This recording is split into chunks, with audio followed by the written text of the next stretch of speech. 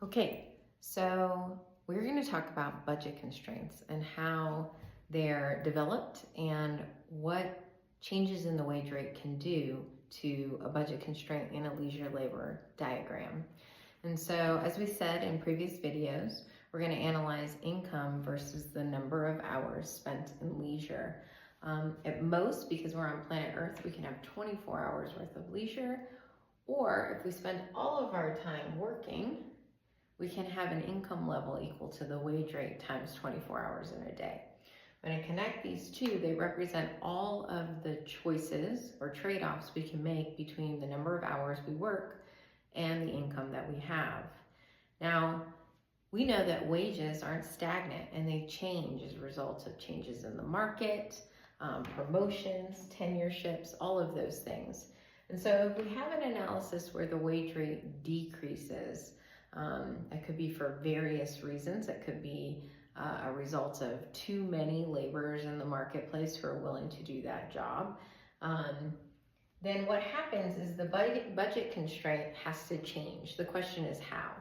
Well, first, we know that if we spend all our time in leisure activities, we can still only have at max 24 hours of leisure. And so we know right off the bat that this new budget constraint is going to pivot, not rotate. The question is it going to rotate up or down? And the answer has to do with the math, okay?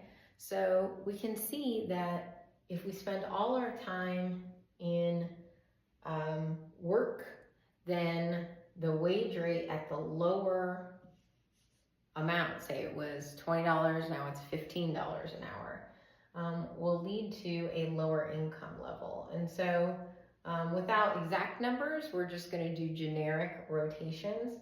But if this was $20 and it goes to 15, instead of 24 times 20, it would be 24 times 15. The new income level is I0, which is equal to the lower wage rate of W1 times 24 hours.